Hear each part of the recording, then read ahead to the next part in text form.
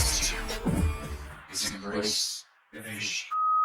What's good, Vision Gang? You already know what it is. This is your boy DaVizion, and I'm back again with another MMA reaction. Today, I'm reacting to Max Holloway, The Brutal Hand of God, UFC Fighter Documentary by Clenched Teeth. Big shout out to Clenched Teeth, always coming through with the documentaries. You guys have requested Max Holloway for quite some time. Been seeing the comments down below requesting me to react to Max Holloway. I don't know much about him at all, so I'm really excited to learn about this fighter that many of you want me to react to. I really don't know anything about him at all. Don't know what weight class he is. Don't know if he's held any titles. Don't know like what his biggest fights ever were. Nothing. So I'm a brand new clean slate to Max Holloway. I'm really excited to learn about this fighter. You guys, if you haven't already done so, make sure you guys subscribe to the channel, hit that notification bell to be first to see the videos, and jab that like button to send this video to the moon. And let's get this thing started, y'all. It's no secret that Max Holloway believes that he's the best boxer in the UFC. Okay, so he's a boxer, fact, striker. I like it. I like it already. That, while beating the brakes off Calvin. I don't know, I like all the different styles though. I like jiu-jitsu, I like wrestling. But something about striking, someone's going to hit you hard and just put on an exciting fight. Can't beat that. Definitely can't beat that. Blessed, Holloway's nickname, is mostly a entertainment factor, just on a different level. Come see me! But it could also be applied to how lucky his opponents are to still be able to fight. I told you guys, all these guys is cupcakes. I look forward to the new flavor, but any of them can get it. I like cupcakes. He holds victories over UFC elites, such as Cub Swanson, Frankie Edgar, Jose Aldo. Hashtag where's Jose Waldo? Let me know when you guys find him. And Brian Ortega. He won the UFC Featherweight Championship. Okay, so he's a featherweight and won the championship. Okay, former champion. Before losing to Alexander Volkanovski. Ah, he lost the title to Volk. Makes sense. But okay, how exactly did he rise to the top of the UFC ranks? And Volk is a legend, so it makes sense that he ain't been able to get it back yet. Okay. This documentary already sounded like it's gonna be pretty badass. Born in Honolulu, okay, he's Hawaiian. Hawaii, in December of 1991, Holloway grew up in Waianae, known for its tradition of fist fighting, in a household that was far from peaceful. Not only were his parents abusive to each other, they were also heavy crystal meth users. Oh man, sure, oh, no. Hawaii is a piece of heaven on earth. However, the environment Max was raised in was plagued by violence and neglect. My mom was, was a heavy drug addict. Although Holloway's mother, Missy, was eventually able to clean up, little is known about his father, other than he left the family when Max was around 10 years old. I don't even remember him being in my life. He was like maybe in and out my life when I was a kid, and then like after 10 for sure, just kind of never ever was there. Clearly, you don't need a psychology degree to figure out why. As a teenager, Max felt drawn to fighting. I just had a chip on my shoulder. I always thought so, like people owed me stuff. The world owed me stuff. He started training kickboxing in 2007 at the end of his sophomore year. So kickboxing is actually where he got to start at. First amateur bout after just 3 days of training. Fight for God's army. Some of the best fighters in the UFC started off with kickboxing. Holloway was starting to make it's not a bad way to start. I do not believe. Against veteran fighter, I do believe. Harris Sarmiento. Fighting out of God's army, Max Holloway. This earned Holloway the lightweight championship for X1, a Hawaii-based MMA promotion. And I had to prove something to the world. Blessed as he was, the big leagues came knocking, and in 2012, Dana White made him an offer to join the UFC. In 2012, when he debuted in the UFC in a match against Dustin Poirier, Holloway was the started off against Poirier on the roster at Sheesh. just 20 years old.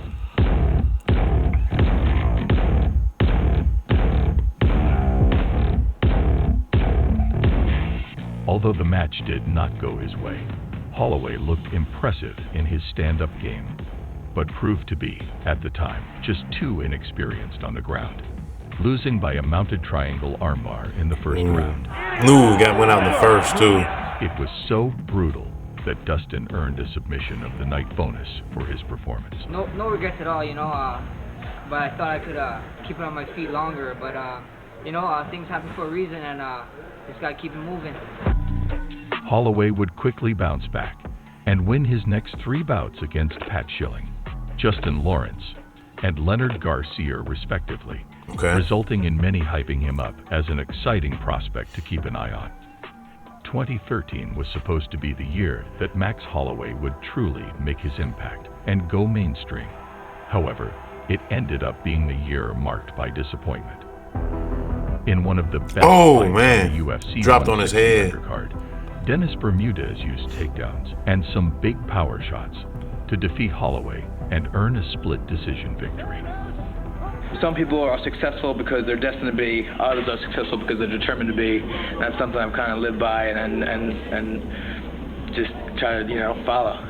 Holloway used his range and a surprisingly improved ground game to weather the Bermudez storm. But the raw power and athleticism of Bermudez won the day. Both men fought well, and the decision, as expected, sparked controversy among fans, as Holloway appeared to land more strikes than his opponent, despite doing less damage. The 11 media members actually voted that Holloway won the fight. See, that's the tough thing in the UFC. I was talking to one of my buddies who watches about UFC judging and scorecards, and it's got to be tough when you're going number of strikes versus damage, because like if somebody lands a significantly larger amount of strikes, but their strikes aren't doing as much damage to the person who maybe landed half as many strikes but is doing more damage, how do you judge that? Like, how do you score that? That's the toughness of being a judge to me. Like, that's definitely tough. Well, somebody let me down below if you've ever done it or you just got more insight on how that works. Let me know down below what's more important, number of strikes or damage. But in the end, the judges gave the nod to Bermudez. Evidently, it was a close fight.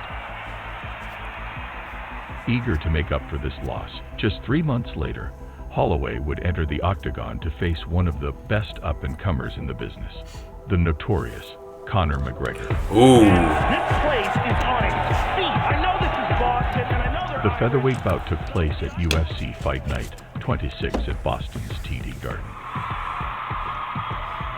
After a rock star-like entrance and a crowd response usually reserved for the biggest headliners, McGregor put on a fine all-around display of skills, dominating Holloway for 15 minutes, ultimately earning a unanimous decision victory.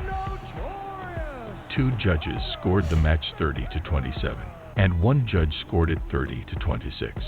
And just like that, Holloway's record dropped to a mediocre 7-3. While McGregor stretched his own win streak to 10 fights. I'd say it's crazy back home, and I look forward to getting back home celebrating this with my countrymen, you know what I mean? Up until this match, Holloway had looked like the next good-to-great featherweight.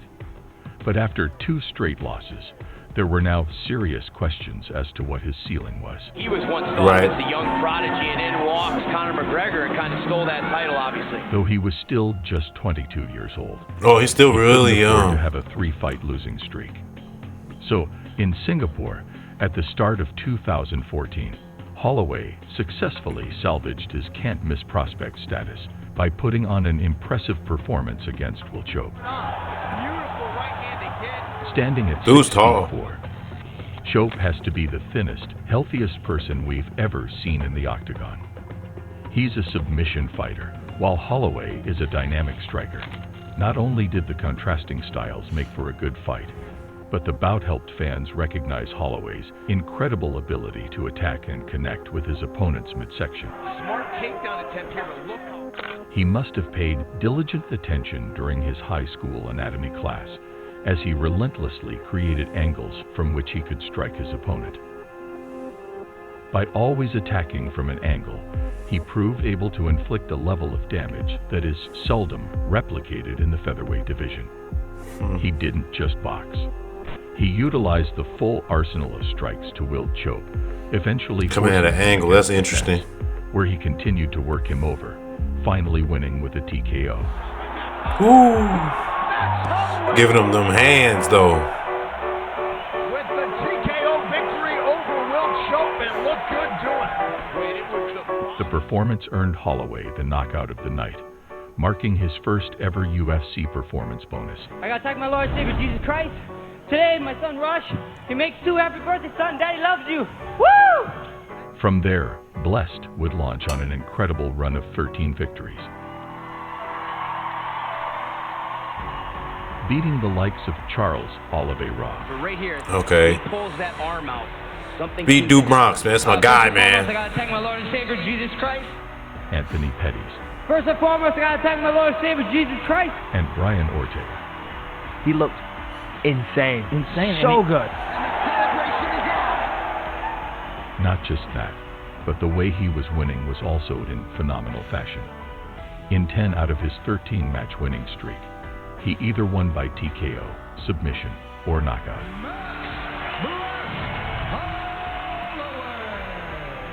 For a moment, it seemed as if Dana White's strategy was to throw Holloway at upcoming prospects to further their stock. This backfired because Max refused to be cannon fodder and opted to beat them instead. Now you can really be happy. However, his reputation was still somewhat underplayed until his first encounter with Jose Aldo on the octagon. Okay, Aldo. Despite winning A nearly legend 30 himself. rounds I need to react to consistently on Aldo his run one to the day. perennial title, the early career losses to McGregor and Poirier left an overplayed stain on Holloway's reputation. Don't buy another lottery ticket before you see this. Do you want to know how repeat lottery winners are able to win over and over? This changed in June of 2017 at UFC 212 in Rio de Janeiro. The bigger the game you bring in to the table, the more bigger paychecks you get. And I think Aldo is he's a silverback gorilla. For the longest time, Aldo was the paragon of technical depth in MMA. He entered the octagon with a 26-2 record, while Holloway 26-2? came into the fight riding a 10-fight winning streak over the previous 3 years. At the time, this was Holloway's biggest fight in the UFC, and he made it count in grand fashion. Man, knocked him out, knocked him down. I mean, now he's He proved the doubters going wrong, at the ground and defeating pound. Aldo by TKO, Okay, and becoming the Ref stoppage. undisputed UFC Damn. featherweight champion.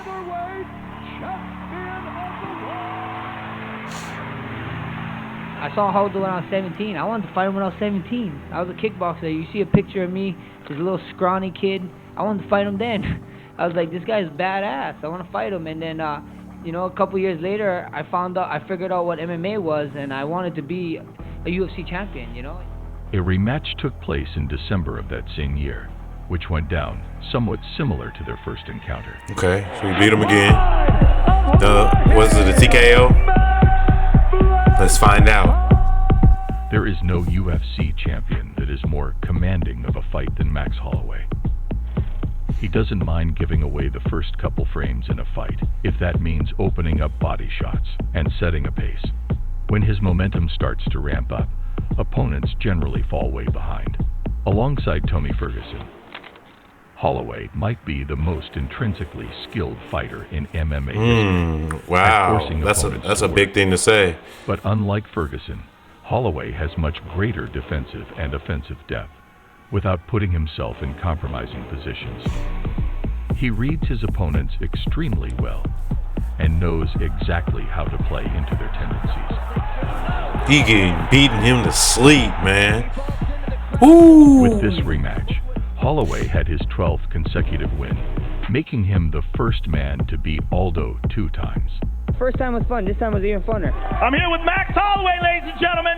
We beat Aldo twice. I think Conor McGregor was Max, the first one to this beat is an him. opportunity for you to fight for the title and also to fight to revenge one of the 2 losses on your record.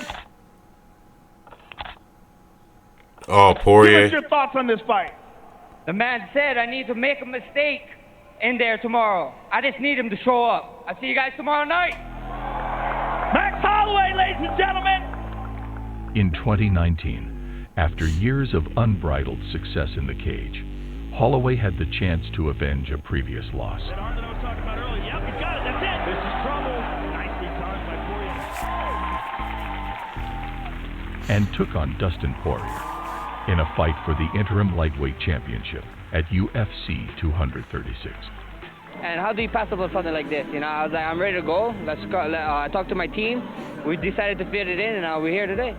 Holloway had a deserved case as the sport's best fighter. Where like when Max Holloway's face goes up on the screen, People go nuts. because they know he throws down. Yeah. I mean, he's one of the best in the world. He's proven it. He's beat the best in the world time and time again. He's the undisputed That was a nice one, too. featherweight champion of the world. And he didn't get there by accident either. He's had a long road. And the growth and the focus he's shown throughout his career. You know, I fought him 7 years ago, his first fight in the UFC. And this is good. This is a completely different fight here. He's the best in the world. I'm expecting to fight the best in the world April 13th. Poirier had been chipping away at the lightweight division, repeatedly and violently. Dustin Poirier rises again! The two were considered some of the most humble, classy, and popular UFC fighters on the roster. Pitting them against each other could have easily led to heartbreak. This is a high-level fight. We have 40 fights between us in the UFC. To see either man fall short in such a pivotal contest would have been a crying shame.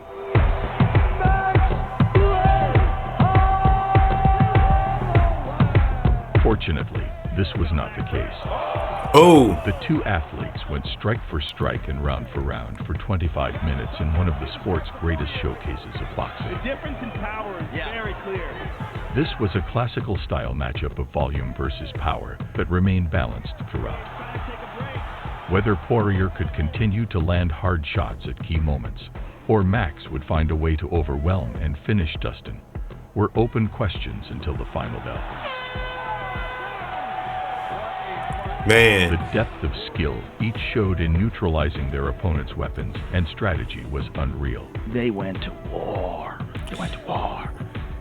These fighters truly brought out the best in each other. See, I'm ready to watch a fight like this.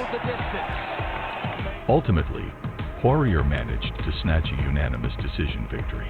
Oh, wow.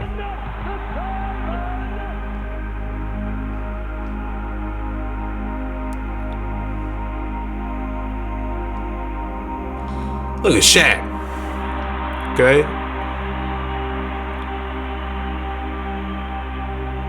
You look at the two of them, like after the fight, there was a big difference between the amount of damage that Poirier landed. Big difference. He was hitting him with big shots. The whole damage While many factor. fighters would have been frustrated with the result, Max Holloway is as humble as they come. Max just gave me his gloves for the good fight. What? As a sign of respect towards Dustin and his charitable ventures, he took off his gloves after the fight and presented them to the Diamond backstage. The gloves were auctioned off, and the funds were donated to Poirier's charity, the Good Fight Foundation. Although this wasn't a victory, it might be our favorite chapter in Holloway's career. That's a really humble way to lose. He loses better than anyone on the fucking planet. Loses or wins. He just goes, hey, I'm just going to get better.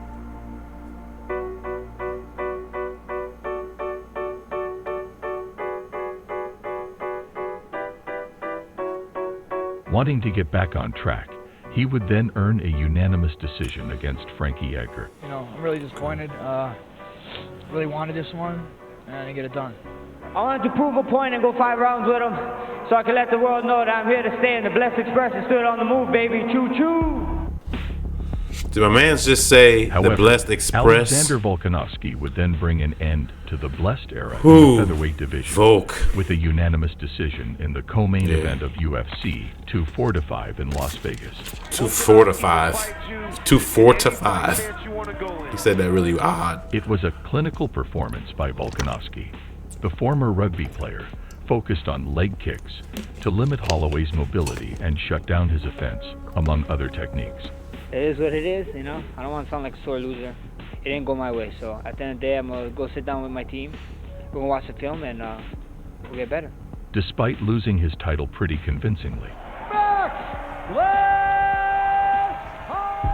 Holloway was granted an almost immediate rematch in July 2020. Guy of Alexander Volkanovski. Hey, you gotta love Maxie, baby, man. Did you do better in this one? Holloway. Boom! Nice. Knocked him down, okay. Round 2. The second fight was a more competitive affair. Of the disengagement. Volk is a little tank This though, time, man. Volkanovski barely earned a split decision win.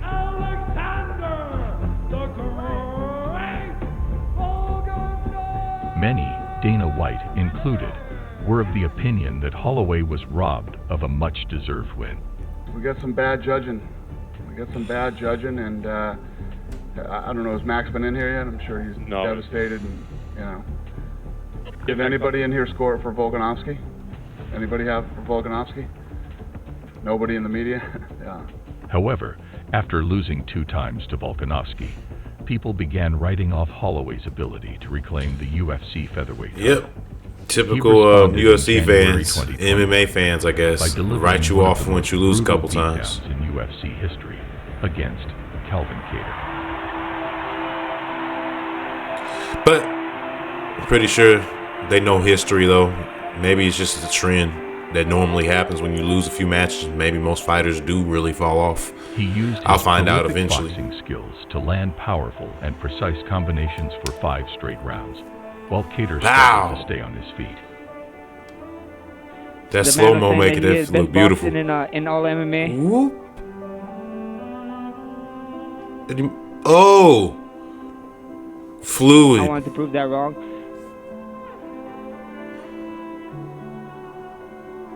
The Hawaiian landed 447 total strikes. 447 setting a record for most strikes. Strikes landed in a single Damn. UFC match.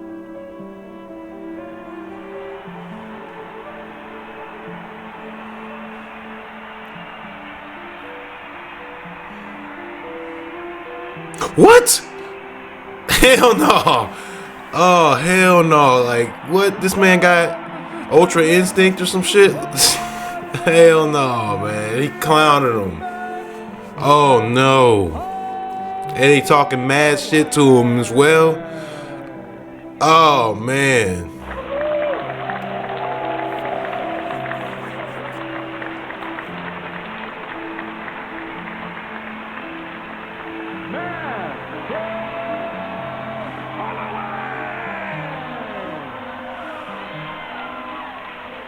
He would follow that with another win against Yair Rodriguez.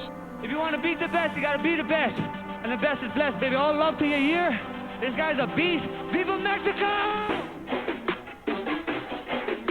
Both fights earned Holloway the coveted Fight of the Night award. With positive momentum, Holloway felt ready to enter the octagon against Volkanovski. Oh, he tried it again? Hoping to settle their rivalry at UFC 276 in July 2022. As rare as it is historically for a UFC trilogy to include nothing but title bouts, it's even more unique for the third fight to come after one competitor. In this case, Volkanovski holds a 2-0 advantage. However, the third time turned out to be more harm than charm for Holloway, as Volkanovski put forth a virtuoso performance, with all 3 judges scoring the bout 50 to 4-5 in his favor. It's a 4-5. Good, you know what I mean? I'm in a bit of pain at the moment, but the next few weeks are going to be good. Despite his most recent loss, Holloway still boasts a UFC career record of 23 wins and only 7 losses. Not just that, not one of his losses has ever been by knockout. Never been knocked out. That's important to say. That's cool. Besides But he did possessing tap some once, of though. the best boxing skills in UFC history, Oh, man. he also has a very tough chin. Holloway has absorbed the most powerful punches from UFC greats, such as Jose Aldo, Dustin Poirier, and Conor McGregor. Like all the people that beat him, like In legendary his UFC names. lightweight championship showdown with Poirier, he continued to march forward and absorb Poirier's powerful punches, while continuing to mount his offense. Every fight we attack, like it's my first fight and my last fight, you know. I carry myself like a champion, you know. It's not a champion mindset, it's a champion responsibility, you know, and that's what we do. If people don't realize the rarity of that breed, that's on them. There is a realness to Holloway that is almost unmatched in the UFC. When he says he lives for the sport and he's ready to throw down at any given moment, you believe him. Not many fighters have that special something. that unwitting salesmanship born out of speaking what's simply true to them. The Diaz brothers have it, BJ Penn had it, but honestly not many others, not even McGregor, whose notorious bluster often feels like a performative exercise built into his getting ready for combat. And after all is said and done, Holloway, win or lose, has it. Alright, y'all. That was Max Holloway, The Brutal Hand of God, UFC Fighter Documentary.